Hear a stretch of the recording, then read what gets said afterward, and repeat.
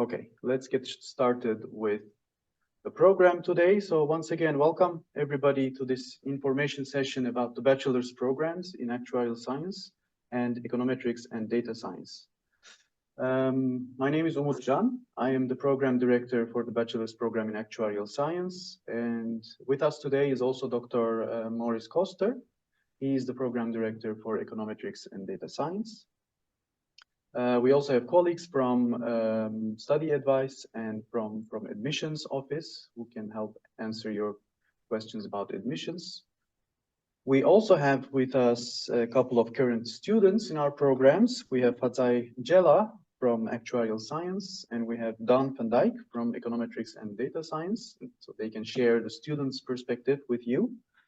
And Dan also happens to be the chairman of our student association, VSAE, and he will be also talking about the kind of social activities and career activities and so on, and study help that are provided by the student association VSAE. So the plan is that I will talk about the two programs for about maybe 15-20 minutes or so, or maybe a bit longer. And after that, our students will share the student perspective.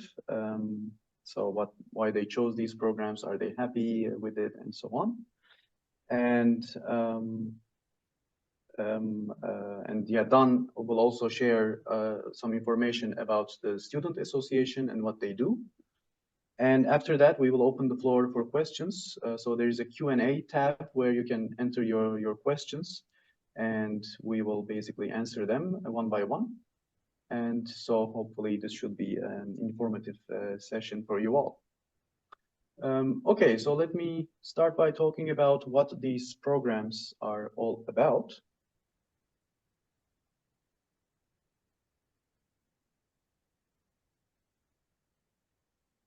Okay, let's start with a quick overview. Actuarial science. So what is actuarial science all about? Well, in one sentence, it's about applying mathematical and statistical methods to assess and manage risks in insurance, finance, and related fields. So it's all about risk management. Whenever there are financial risks, so there's a risk of big financial losses, you can expect to see actuaries there trying to model and understand the risks and trying to manage and mitigate the risks.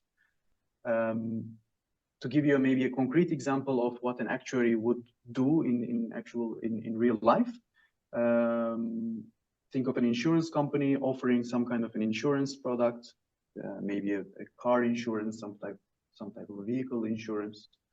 And of course, the insurance company needs to know how much money to charge to offer this insurance, right? How much premium to charge for this insurance, because that's how insurance works.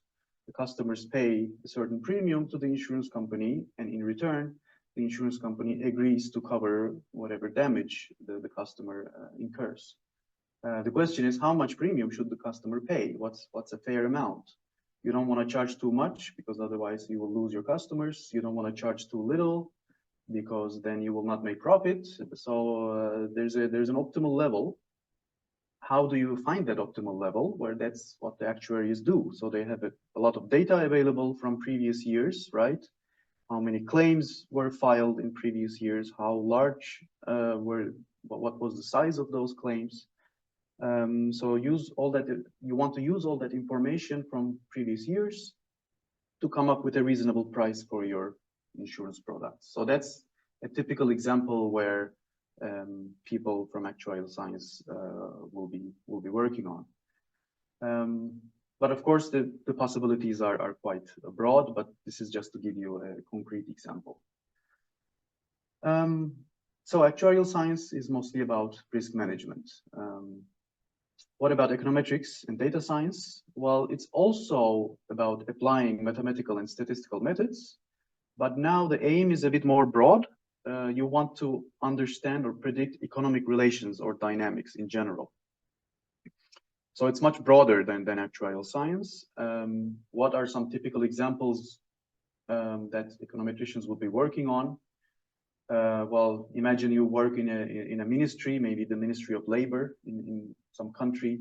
you would like to understand the relationship between a person's income, yearly income, and the person's gender and age and education level and level or area of residence, which part of the country the person lives, and so on. So all of these things, we can guess that all of these things somehow correlate with the person's income, but how exactly are they reflected in the person's income? So how can we quantify this relationship? Well, that's where the econometricians come in. So they try to come up with quantitative mathematical models to understand how these various factors influence a person's income, for example. Again, you can think of many more examples. You can think of trying to understand the relationship between interest rates and unemployment and inflation, right? There's a relationship between these things, but how exactly they influence each other, that's where econometricians come in, right? So whenever you want to understand or predict some kind of an economic relationship or dynamics going on, you can expect to see econometricians working on that problem. So this is in a nutshell what the two programs are all about. They both sit at the intersection of mathematics and statistics and economics, and of course more and more data science as well. What they differ in is basically their focus, right? Actuarial science is more focused on risk management. Econometrics is a bit broader. It tries to understand and predict economic relationships. So what are the typical work areas for our graduates? Well, the possibilities are quite broad. But typically where our students end up in are financial institutions like banks or insurance companies or pension funds. Also consultancies are a big, well, they employ a lot of our students. Industry, of course, when I say industry, that's already quite a broad spectrum. Well, think of airline companies, think of shipping companies. So wherever you have a company with complex enough operations such that they will need people with analytical skills and data skills to come and optimize and improve the running of the company, our graduates will be employed there. So many different parts of industry employ our students. Government, obviously, so ministries, government agencies, they also employ econometricians, actuarians, and also startups, right? So there are many startups that provide, for example, consulting services to particular customers or companies, and they always need people with good data skills and analytical skills. Or another possibility, of course, that you start your own startup. So some of our students actually have done that in the past. So employment and career opportunities are quite broad when you finish our programs. So at the University of Amsterdam, what are some characteristics of our programs that we offer? Well, the two programs in Actuarial Science and in Econometrics and Data Science, they are mostly the same for the first 2 years, which is why we are holding a joint information session for the two programs, right? The first year is exactly the same. In the second year, toward the end of the second year, the two programs already start to diverge, and in the third year, they are completely different. But for the first 2 years, they are mostly the same. And the specialization occurs in the third year. These are, well, both programs are highly quantitative. So there will be a lot of mathematics, a lot of statistics, probability theory, a lot of programming involved. So these are known as challenging programs within the Faculty of Econometrics and the Faculty of Economics and Business here. Our programs are known as challenging programs, but of course they also offer an excellent payoff at the end. So if you can actually finish the program successfully, then well, your employment opportunities will be very, very good. And we also offer master's programs. Once you finish your bachelor's program, many, or actually most of our students continue with a master's program, either at the University of Amsterdam or at other universities in the Netherlands or even in other countries. But at the University of Amsterdam, we do offer a wide range of master's programs that you can study after finishing your bachelor's degree. So here is an example. So this is what you see here is a newspaper article about a relatively new startup company called PacMed. And this company, that's a startup, and it provides consulting services for hospitals and other healthcare institutions. And their aim is basically to streamline the processes of the hospital to make things run more smoothly, basically, to improve the patient experience, to make sure that the waiting periods are shorter, to make sure the resources are the costs are being cut, and the resources are not wasted, and so on. So they use all sorts of data science methods and computer algorithms to improve the operations of hospitals and healthcare institutions. And we include this. We mentioned this startup here because a lot of many of our graduates actually ended up working for this particular company. The people who started this company, the three guys you see in this picture here, they are all UvA graduates. I don't think they are graduates of the econometrics or actuarial science programs, but the company still employs many graduates from the econometrics and actuarial science programs. Right, so this would be an example where you might find yourself working a few years from now. So a startup like this that uses methods from data science and statistics and econometrics to basically improve the operations of a particular company or an institution like a hospital. Right, so this is a very nice example of where you can imagine yourself working. Here is another example. This is another newspaper article from a few years ago, and this is about the National Railway Company of the Netherlands called the NS. They also started a project a few years ago to improve their operations again. So they want to make sure that there are fewer delays in their network, train network. And if there's a delay, they want to make sure that the delay doesn't affect the rest of the network too much. So they wanted to optimize their operations in such a way that basically undesired consequences don't happen that much. Things like delays or consequences of delays. So they started to hire people with education in data science and statistics to look into their data, their traffic data, and basically to come up with ways to improve the whole operation. And some of our students also ended up being employed by NS in this project. So this is just to give you an idea of the wide spectrum of possibilities that are available to you once you graduate from our programs. So in a bit more detail, what do our programs look like? Well, you start with as I said, a joint first year.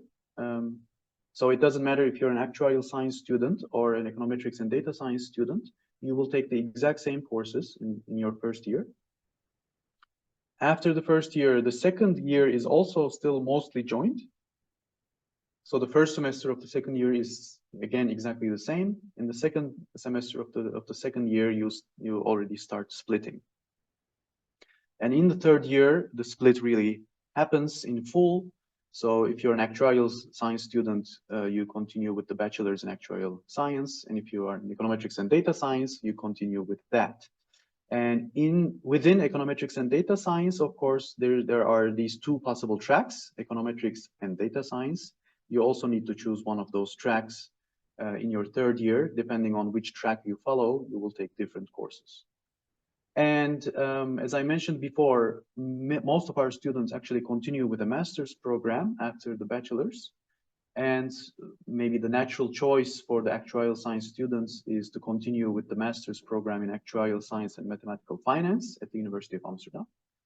And for the econometrics and data science students, many of them continue to the master's program in econometrics at the University of Amsterdam. But for masters, those are not the only possibilities. There are actually a number of different master's programs you can follow at the University of Amsterdam. So you can see whether you come from actuarial science or econometrics and data science, you will either directly or relatively easily qualify for these master's programs that you see on the screen here. So actuarial science, mathematical finance, that's a possibility. Econometrics is a possibility. Data science and business analytics is a possibility. Economics and business. So you will easily qualify for these master's programs if you're interested in pursuing them. There's also a master's in stochastic and financial mathematics that is offered by another faculty within, so that's the Faculty of Science within the University of Amsterdam. You will also qualify for that if you want to follow it. There's also the research master offered by the Timbergen Institute. So this is a master's program mainly intended for students who would like to pursue a PhD later on and an academic career, basically. So that could be another possibility for those of you who want to pursue a more academic career. So the master's programs in red over here, they are 2-year programs. They are a bit heavier than the other ones in gray. So these are the possible master's programs you can follow at the University of Amsterdam, but of course you are also free to follow a master's program in another university in the Netherlands or elsewhere. So let's look at the courses of the first year. If you're admitted to the program, this is what your first year will look like. Again, it doesn't matter if you are an actuarial science or an econometrics and data science student, the first year looks the same. And you can see, well, first of all, the academic year is divided into 2 semesters, and each semester is divided into 3 blocks. And you can see that the courses that you take in your first year are mostly about building the necessary background, right? You start with a Mathematics 1, and in the second semester you have the Mathematics 2. You also have the Probability Theory and Statistics 1 and 2. And you also have introductory courses in macroeconomics, microeconomics, finance. And you have a programming and numerical analysis course in the first semester and an introduction to data science course at the end of the second semester. And there's also an introductory course in econometrics and actuarial science to give you a broad idea of what the whole thing is about. So yeah, basically in one sentence, you are building up the necessary background to continue with more specialized courses, right? So that's what the first semester looks like. And I emphasize here that there is a lot of mathematics, right? And a lot of probability theory and statistics, and also economics and finance, obviously. And yeah, so we do get a number of questions about what programming language we use in our program. It's mostly Python and R. So we use both Python and R. Some courses use both. Some courses only use Python. Some courses only use R. And those are very widely used programming languages in all statistical and data science applications. So if you have counted the courses in the previous slide, there are 10 courses in total, 5 in the first semester, 5 in the second semester. Each course counts for 6 credits, so you need to basically collect 60 credits in your first year. And like all the universities in the Netherlands, we also have a system of a binding study advice. What this means is that you need to collect at least 48 of those 60 credits in your first year, so, which means you need to pass at least 8 of the 10 courses in the first year in order to be able to continue to the second year. If you fail 3 or more courses in your first year, then you are not allowed to continue the program. Then we say, okay, this program is probably not the right one for you, so go find another one. And as I mentioned before, our programs are rather demanding and quantitative in nature. So we have a positive study advice rate of about 60 to 70%. So that means every year only about 60 to 70% of the students who start the programs, they are allowed to continue to the second year. So that means the remaining 30 to 40%, they fail 3 or more courses, and therefore they are not allowed to continue. So take this as a warning that if you do get into these programs, you will need to study and take things seriously, because yeah, it can be challenging for 30 to 40% of our students. It can be too challenging. That's what the first year looks like. If you continue, so if you pass the study, if you do get a positive study advice in the first year, and then you continue to your second year, this is what the second year looks like. The first semester is still joint between Actuarial Science and Econometrics and Data Science. So you are taking the exact same courses, Math 3, Math 4, Probability and Statistics 3. So we are still building up the background, but we are also starting with more specialized courses specific to Actuarial Science or Econometrics and Data Science. So you see this course, Life Insurance Mathematics, in the first semester. That's a very actuarial course talking about mathematical models used within life insurance. You also see courses Econometrics 1, Econometrics 2 in the second semester. Those are obviously directly about econometrics. And you can also see that in blocks 5 and 6, you are already seeing the two programs diverging. In block 5, you see risk theory and mathematical empirical finance on top of each other. For actuarial students, risk theory is mandatory, so that's what you will take there. Econometric students can choose between these two courses. Also in block 6, actuarial students will take the research seminar. Econometrics and data science students will take the empirical project. So the two programs start diverging basically in blocks 5 and 6 of the second semester in the second year. So if you are still undecided between actuarial science and econometrics, this is fine throughout the first year and also throughout the first semester of the second year. But basically by the end of the first semester in your second year, you should make up your mind between either actuarial science or econometrics and data science, because depending on your program, you will take different courses in the second semester. So that's the second year. And then in year 3, we have a complete split, basically. If you are an econometrics and data science student and you follow the econometrics track within this program, this is what your third year will look like.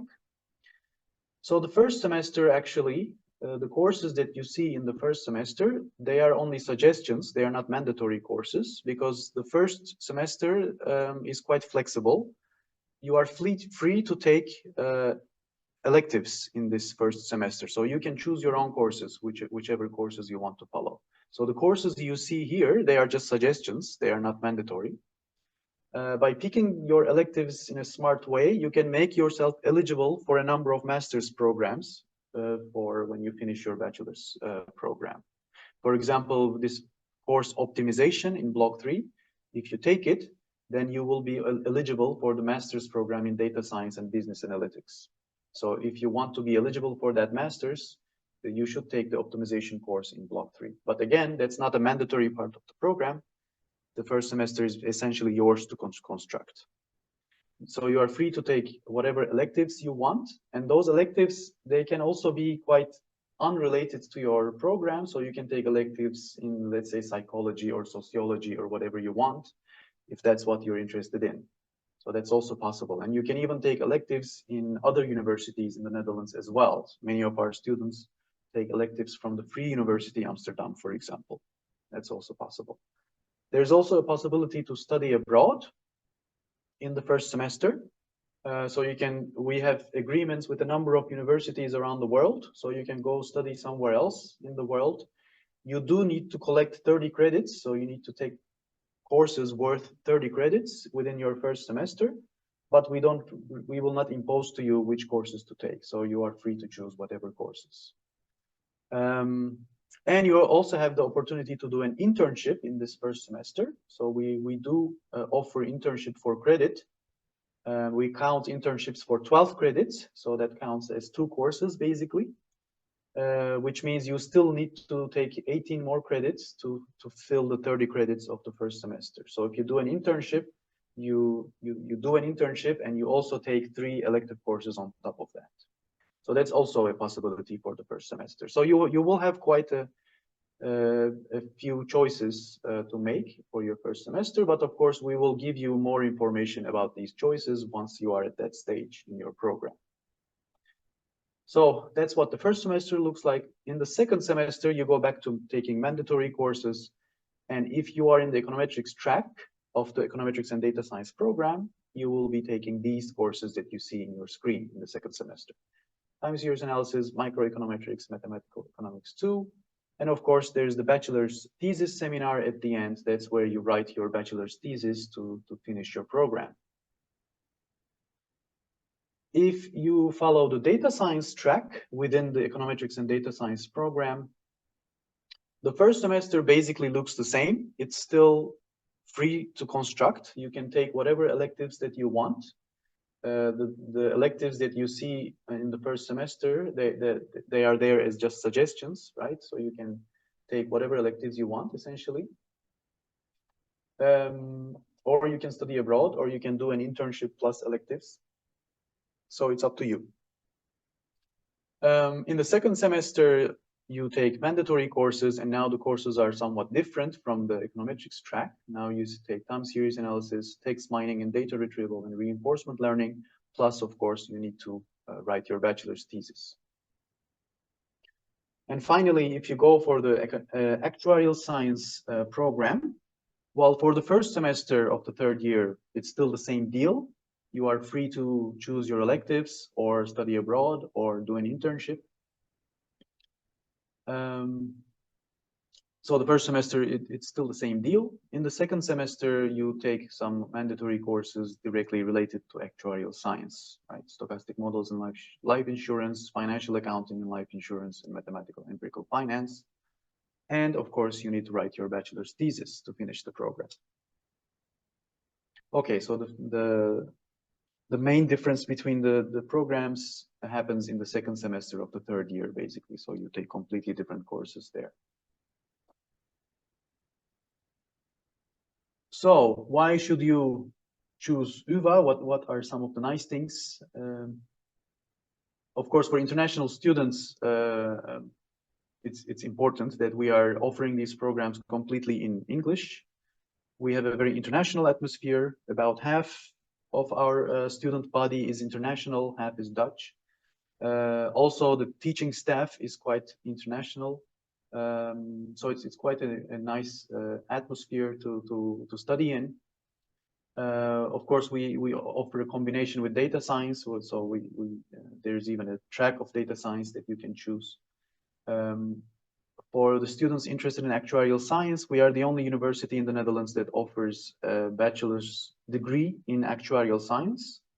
There are other universities that offer a specialization in actuarial science within other programs, but we are the only one that actually will give you a bachelor's diploma in actuarial science.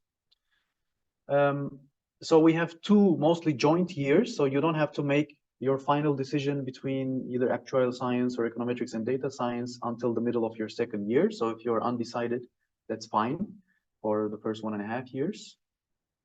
We have a small and active student union called VSAE. You will hear more about it in a minute from Dan.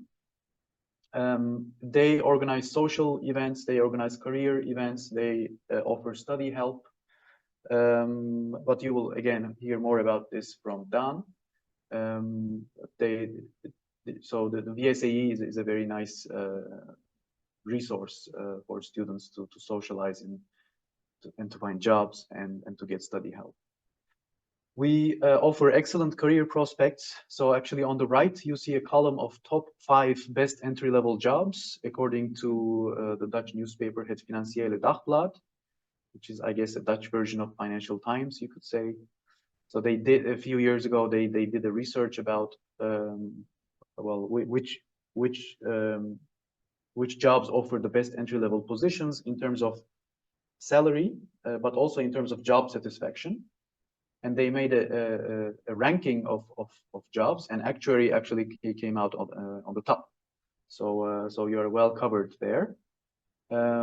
Tax advisor, I think our graduates can also do that, maybe with some extra training. Biochemical technologist is rather far from us. ICT consultant, yeah, even there, I think with some extra training, our students can end up doing that. Dentist, yeah, no chance. So at least 3 of these 5 top jobs are very much doable by our students. And these are the best entry-level jobs according to this newspaper, at least. We have an enthusiastic staff and we offer plenty of study support. So if you have trouble with your studies, if you have some study delay or whatever, we will give you all sorts of support to make sure you complete your program. And of course, we are located in Amsterdam, which is a great city. What are the entry requirements? Well, it depends, of course, on the country you're applying for, but essentially what we are looking for is a high school diploma, which is equivalent to the Dutch VWO, which is the highest level of Dutch high school diploma. We require a mathematics proficiency, which is equivalent to VWO B in the Netherlands. If we are not sure about your mathematics proficiency, we might ask you to actually take an online exam to make sure that you are at the right level. Also, we require, of course, English proficiency because the program is completely in English. And there also, we might ask you to take some exams in English to prove that you have the right level. There is also UvA matching, which is if you're admitted to the program, we will ask you to complete a 1-week online course where you will get a glimpse of what the programs are about. And you will actually do a little exam at the end. The results of that exam will not be binding. So even if you do very badly on that exam, you can still continue to the program, but it will give you an idea of whether the program is right or wrong for you. And yeah, maybe an important note here are the application deadlines. So if you're a non-EU student, so if you're outside of the EU, the application deadline is quite soon. It's the 1st of April. For the Dutch and EU students, the application deadline is actually 1st of May. But there are also exceptions that apply depending on your circumstances. So you should check the UvA website to make sure which deadline applies to you. Okay, I think I will stop talking for now, and I will give the floor to our students who can tell you a bit about their own experiences. So maybe they can say where they're from, what they're studying, and what they like, or maybe what they don't like about the study here. So first, I would like to give the floor to Fadzai Jela. She is an actuarial science student. And yeah, the floor is yours, Fadzai. Thank you, Dr. Chan. Hi, everyone. My name is Fadzai. I'm from Zimbabwe, and I'm a second-year actuarial science student here at the UvA. My starting point today will be why I chose the program, and my reasoning was just because I was really interested in insurance and how insurance products work and how the insurance premiums that we pay are designed. So actuarial science was a really good choice for me. Yeah, so that's why I chose the program. Also, I get asked a lot on the amount of time that I dedicate towards my study in the program. So I'm gonna talk more about this. And like Dr. Chan said, I will agree that this program is quite demanding and challenging in comparison to other programs. So you will find yourself studying a lot. For me, I will give the hours that I dedicate toward the study, and you can use this as a nice little baseline for how much time you would dedicate toward the study. So, and obviously this will differ per student because some students may need less time and some students may need more time, just depending on your level of understanding. So each week you find you have 14 hours of class time. That's lectures and tutorials that you have to do. And I find it best to study 6 hours a day, 6 days a week, except for Saturday, because I want to maintain a bit of mental sanity. So that's 14 hours of self-study for me. So in total, that's about 50 hours of study per week. But as I mentioned before, this will differ per student. Some students may need less time and some students may need more time. And I know this seems like a lot, but the university also has a lot of resources to help you with your study. For example, the lecturers are always available during the breaks in lectures to ask questions when you don't understand, or you can visit their offices during their visiting times, so you can get more explanations on the concepts that you don't understand. And also, the university has study advisors that are there to help you with your study. And this was very beneficial for me in my first year to try keep my VSA and adjusting to the challenging nature of the program as well. So that's what I could say about the amount of time that I dedicate towards the study. And another thing that I really like about studying at the university is the career guidance that the university gives to the students. So you not only get a focus on your study, but they also give you a bit of guidance on what you will do after your study. For example, you will hear more from this from Dan about the VSAE and how they help more with your professional development. And also the university has an economics and business career center that helps you more with your CV building, your LinkedIn, any interview preparations, and they have a bunch of internship opportunities that they have on their website as well. So you have a lot of resources to help you transition from being a student to get to working as well. So that was a huge win for me. And the last thing I can say to keep this a bit short, and I tried to keep the best for last, was the campus.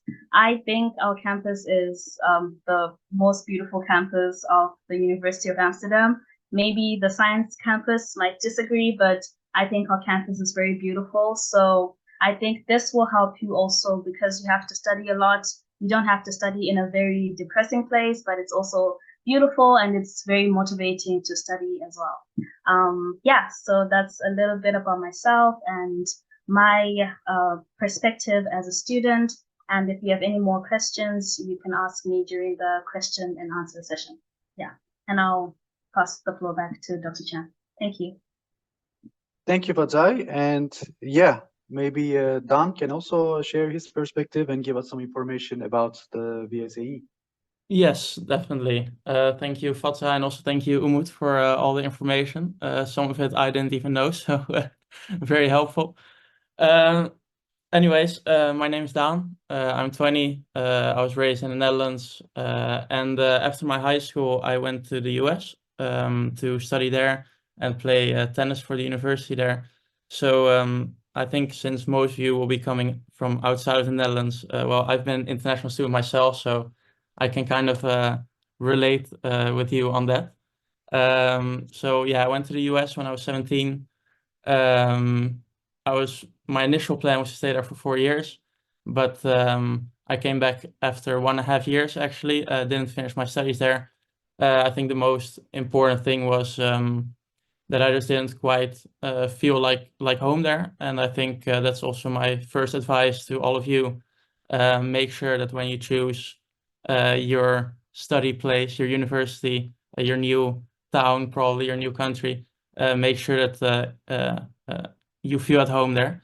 So then I came back to the Netherlands, and well, in the US I studied financial engineering, so kind of similar to econometrics. So that was kind of clear for me that I wanted to do econometrics here as well. Yeah, I'm now my second year. All I can say about, like I said, about how the US didn't really make me feel at home. Well, here in Amsterdam, I've felt at home since the first day. Amsterdam in general, there's always something to do. However you are as a person yourself, there's always people that can relate to you, people that are similar to you. Then onto the UvA. Well, I think Fatsa already explained very well. The UvA is an amazing place. Lecturers are always very helpful. We have lectures that are quite a bit bigger, and then you have tutorials which are in smaller groups, very interactive, which are also really helped me in my first year. So yeah, all I can say about UvA is that it's really a great place, and I also agree with Fatsai that we have a very beautiful campus, so that also helps. And like Umut already mentioned, we also have the Study Association VSAE here in at the UvA at Econometrics and Actuarial Science. And this year I'm actually the chairman of the VSAE, so I can also tell you guys a bit more about what we do as an association. So first of all, well, like I already said, we are the study association for all students, econometrics, actuarial science, and business analytics as well at the UvA.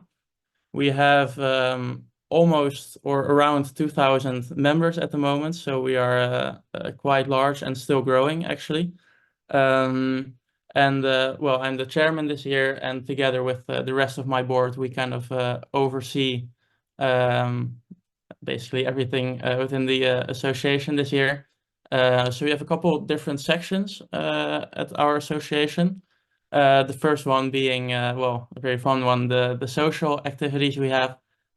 So every month we organize a monthly kind of get together where we, it's called, in Dutch, it's called a borrel, very good vocabulary to have.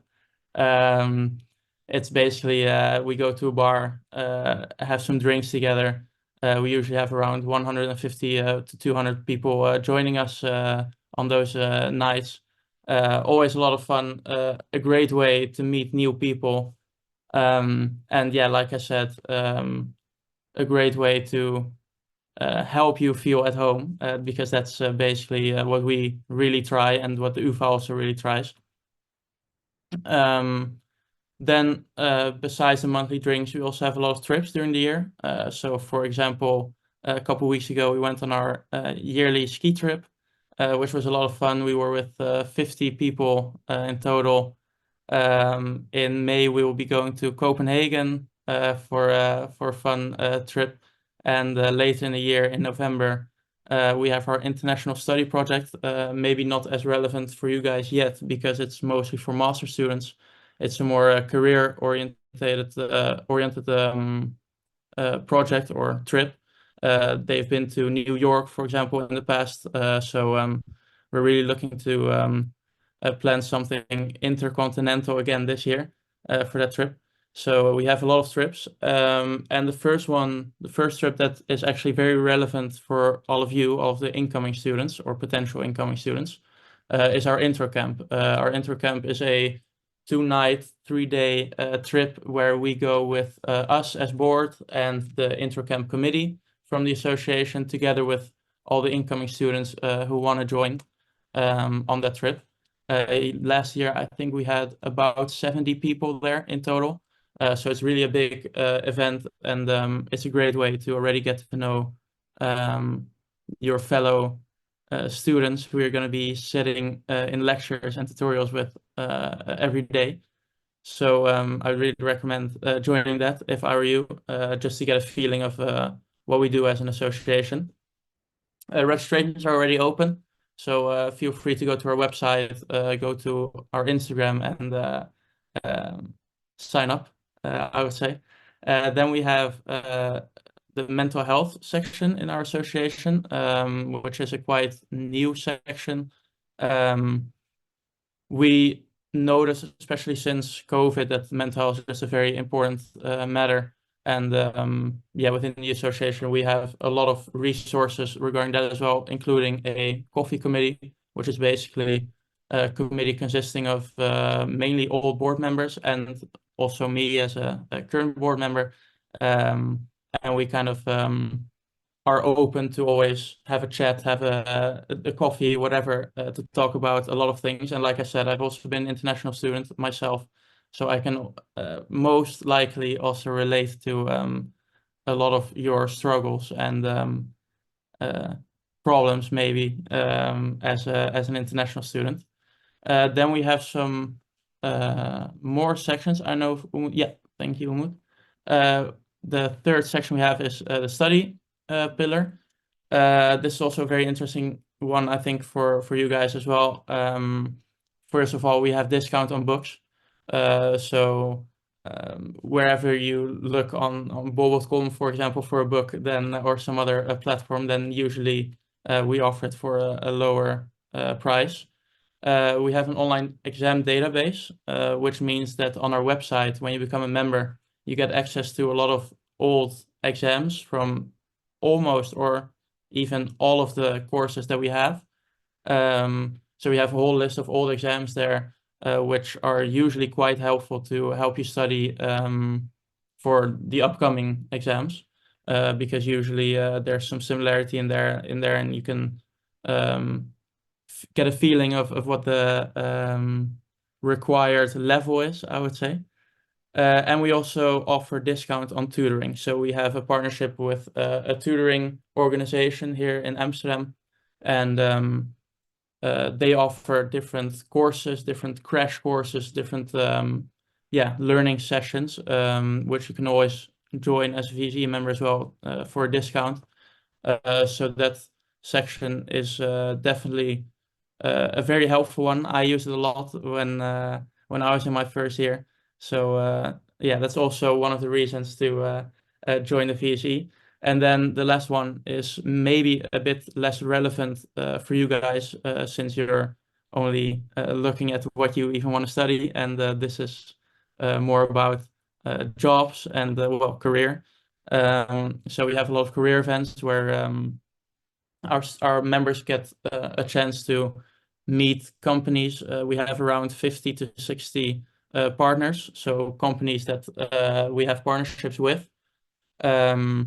They sponsor events. They bring recruiters to events to potentially get recruit or get an interview with the company. We also have a lot of vacancies on our website. So a company can publish an open vacancy on our website, so that all of our members can maybe who are interested in finding a job can apply through those vacancies. So we kind of try to, as an association, try to close the gap between companies and students, if that makes sense. Because usually it can be maybe a bit difficult as a student to, like, you don't know where to start with what do you want to do as a job, that kind of stuff. And all of our events and our website really helps in that sense. So there's a lot of reasons to join the VSAE. I think we have something for everyone, whether you just want the discount on books or whether you're really interested in the social activities, whether you want to already look at potential career paths or just orientate yourself on the job market. So yeah, basically for every direction we have something. So with my unbiased opinion, of course, I really recommend signing up for the VSAE, because, like I said at the beginning, with like how the US didn't really make me feel at home, the VSAE has really helped me make me feel at home. And I would always join the monthly drinks. I would always go to events, social events, study, that kind of stuff. And I actually now live together with one of my very close friends who I met through the VSAE. So yeah, it's definitely worth it. So with that, I end my long talk, and I give the floor back to Umut. Thank you. Thank you, Dan. Let's see. So what's next? You can read more about our programs online, and yeah, you can also compare other programs that you might be interested in. We have a couple of programs, so Student for a Day or the Experience Day. So these two programs are for you to experience what it's like to be a student on campus, actually. So make sure to take a look at those possibilities. I think we still have some places for registration. There's also an Open Campus Day, which is tomorrow. I think we have some open slots. If you are, of course, already in the Netherlands and you would like to come take a look at the campus, so you can still register for that, and you can come see the campus tomorrow. And once again, I remind the deadlines of April 1st for non-EU students and May 1st for EU students. And I think this is all I want to say today. And I see we have already answered a few questions in the Q&A tab, but we still have some more minutes to answer questions. So in case anybody has any questions, feel free to type them in the Q&A tab, and we will try to answer them collectively. So it could be questions for me, for Maurice, for the students. So feel free. Yeah, from the questions that were asked before, I see that somebody asked if the recording will be available. Yes, we will make the recording available on the website after this.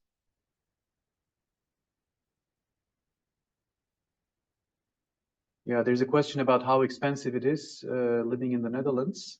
That's maybe difficult to answer. Maybe for the international students, I don't know if Fadzai wants to say something about this. From a student perspective, is it expensive to live in the Netherlands? I will say, as we said, it is a very difficult question to answer. And it really also depends on a lot of things, like where you decide to live. If you're living in Amsterdam, it can be quite a bit expensive when it comes to housing, because housing prices are a bit high.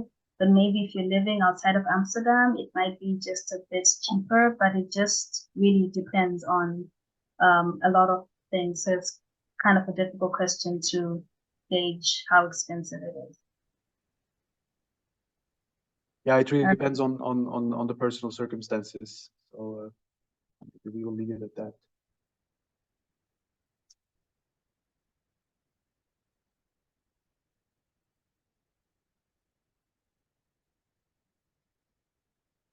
I'm again looking at questions that were asked before. Does UvA assist students finding a job? Well, we do have a career center that helps with that. And as Don said, the VSAE also offers a number of career events where you can make connections and find jobs. So yes, there is assistance for finding a job, but as we have mentioned, if you successfully finish our programs, you will be in demand. So typically, finding a job is relatively easy for our graduates.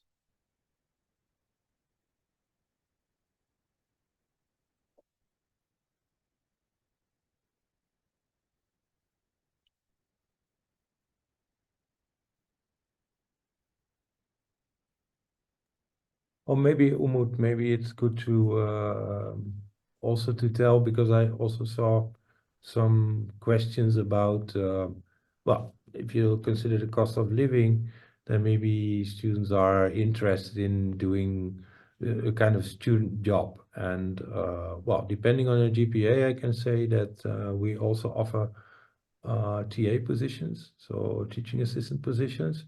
But we also have a UvA study job, which is also a possibility to do some work if you want to do it.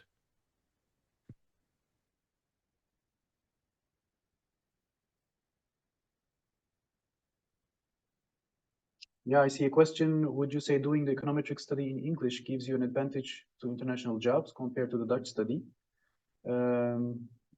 Most probably, yes. So if you are interested really in applying internationally, then obviously studying in English will give you an advantage. If you would like to stay in the Netherlands, find a job in the Netherlands, then of course it doesn't make too much of a difference whether you study in Dutch or in English.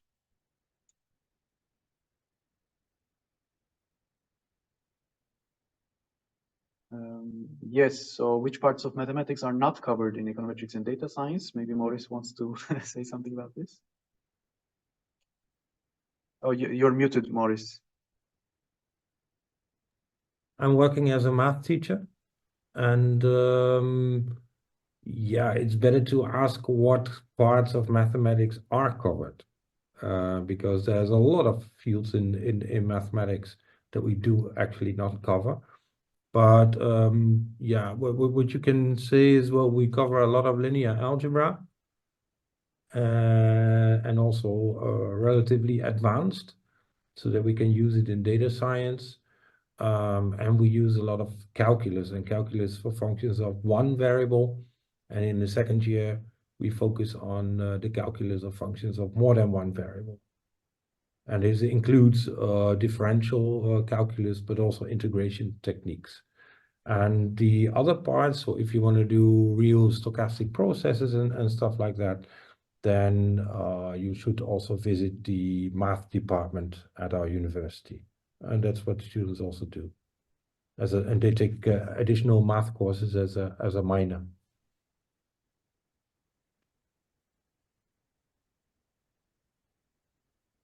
Okay, can we recommend some online on YouTube courses to prepare for mathematics, econometrics, or economics? I don't think that there are any specific YouTube courses that we can recommend, but the more you know, the better, obviously. Well, I have our own YouTube channel devoted to Math 1 and Math 2. So if students want to have a look, I can see to it that I will copy the addresses. I will see to it that with the publication of this movie, that I also give a lead to these two sites, because these are actually used in teaching Math 1 and Math 2. I don't know if that answers the question, but yeah, so she's asking how is it called, but we will post the links to those to those channels when we post this video later today. I can see to it. Maybe I can find them now. Okay. In the meantime, so are most jobs in the related fields to this program in the Netherlands English or Dutch? Yeah, I would say English is more than enough for yeah, most positions related to econometrics or actuarial science, because you will be working on the technical side of things. You will be running a lot of analysis. And for that, the Dutch language is not necessarily required.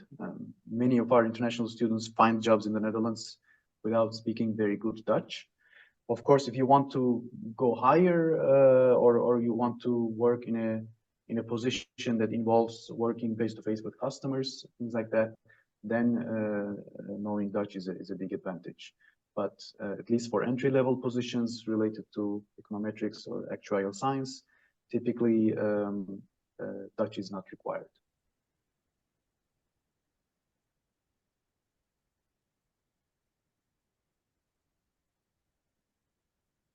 So here's a picture again.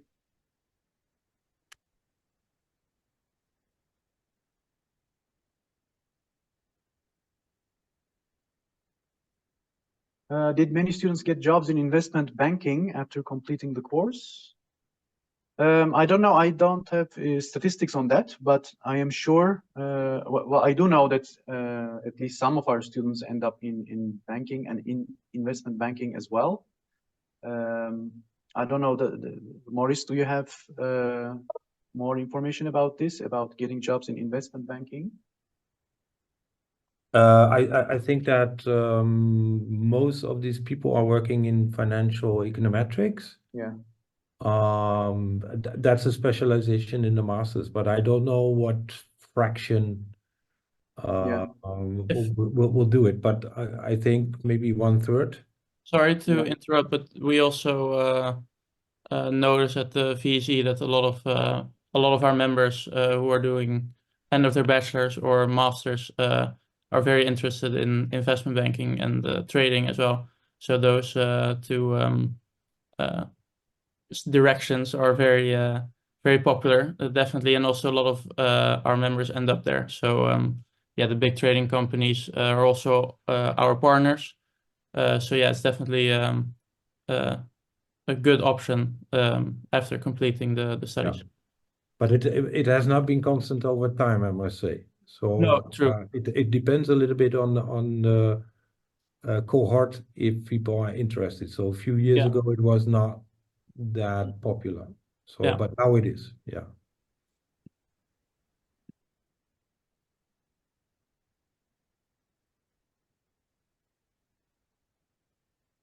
Okay, we're almost running out of time. I don't know if Maurice wants to post the link to the I posted Oh, a you couple of posted it. links to 2 courses, one Mathematics 1 calculus and Mathematics 2 linear algebra. And there you see what kind of math we are doing in the first year. Yeah. Okay, so in the chat window you can already see this. Yeah, in the chat window.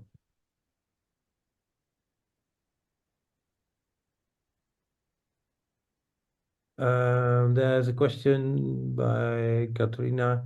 You mentioned that the engagement in student community raises chances of finding a job. Well, I think that chances of finding a job depends, of course, on your results at the university, but also the extracurricular activities that you employ. So this is very general, but as Dan already stated, there's a lot of opportunities to do extracurricular activities and organize them through the study association, the VSAE. So that's in that sense, I meant that engagement in student community raises chances of finding a job. This is to make sure that firms are not only hiring people for the technical aspects, but they can also see your overall motivation for other things through these type of activities. Basically get involved in the VSAE and participate in the career events, and that will definitely increase your chances. Become a chair, right? Or become a chair, yeah, that's even better. Yeah. I completely agree. Okay, I think we're out of time, so maybe this is a good time to wrap up the session. And yeah, we thank all the participants, all the audience members who were here today. Hopefully we answered most of your questions. If not, feel free to contact us through the website, and definitely check out the other options to explore more, like student for a day and the campus day and so on. And yes, once again, thank you for coming, and hopefully we will see you in September here in Amsterdam. Okay, thank you.